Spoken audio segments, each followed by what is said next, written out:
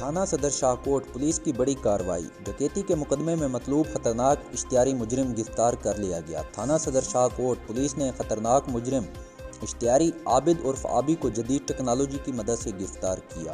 اشتہاری مجرم کے خلاف ضلع ننکانہ سمیت مختلف اضلاع میں ڈکیتی اور رابری سمیت 16 مقدمات درج ہیں۔ اشتہاری مجرم نے ساتھیوں کے ساتھ مل کر اسلحہ کے زور پر واردات کی تھی اور عاصم رضا وغیرہ سے نقدی وغیرہ چھین کر فرار ہو گیا تھا۔ پولیس ٹیم نے اشتہاری مجرم ڈی پی او ننکانہ سعید عزیز نے کامیاب کارروائی پر S H O Kamran Shahzad اور ٹیم کو شاباش دی۔ ڈی پی او کا کہنا ہے کہ اشتہاری مجرم کی گرفتاری پیشہ ورانہ مہارت کا نتیجہ ہے۔ اشتہاری مجرمان کے گرد گھیرا تنگ کیا جا چکا ہے۔ ایمرجنسی سروس ریسکیو 1122 اور district probation and parole service home department کے باہمی اشتراک سے پروبیشن کے لیے 3 روزہ تربیتی ورکشاپ کا اہتمام کیا گیا، جس کی قیادت ڈسٹرکٹ ایمرجنسی آفیسر محمد اکرم پنوار نے کی اور ایڈیشنل ڈسٹرکٹ اینڈ سیشن جج مصباح خان نے بطور مہمان خصوصی شرکت کی۔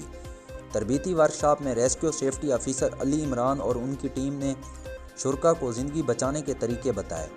ڈسٹرکٹ ریسکیو آفیسر نے کہا کہ 1122 بہتر سے بہتر طریقے سے انسانیت کی خدمت کے جذبے کو جاری رکھے ہوئے ہے۔ اس موقع پر ایڈیشنل ڈسٹرکٹ اینڈ سیشن جج مصباح خان نے کہا اس تربیتی ورکشاپ کا مقصد جرم کو مٹانا ہے اور تمام پروبیشنز کو اچھا شہری بنانا ہے تاکہ وہ کسی بھی ایمرجنسی میں اپنی اور اپنے پیاروں کی زندگی بچا سکیں۔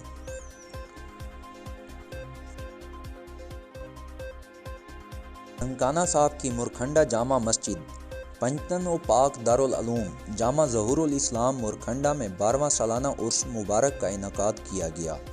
حضرت علامہ مولانا قاری ظہور احمد صدیقی سیالوی صاحبزادہ پیر مفتی محمد حسین رضا صدیقی سیالوی کی زیر صدارت انعقاد پذیر ہوا، جس میں مفتی عبدالحمید چشتی، انجینئر محمد ثروت اعجاز قادری، صدر پاکستان سنی تحریک صاحبزادہ محمد عثمان حیدر صدیقی، ماہر احمد علی پڈھیار، ماہر محمد نواز پڈھیار کے علاوہ ملک بھر سے کثیر تعداد میں سادات کرام، علماء کرام نے بھرپور شرکت کی۔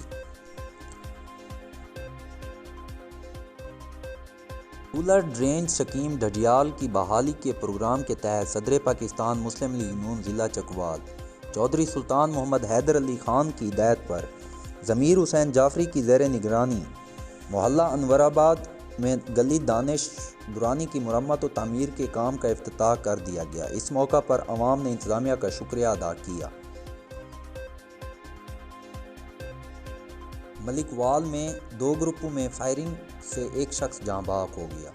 ملزم واردات کے بعد فرار ہو گئے۔ ملک وال تھانہ کے علاقہ میں جاوید اقبال اور محمد الیاس کے درمیان مقدمہ بازی اور دشمنی چلی آ رہی ہے۔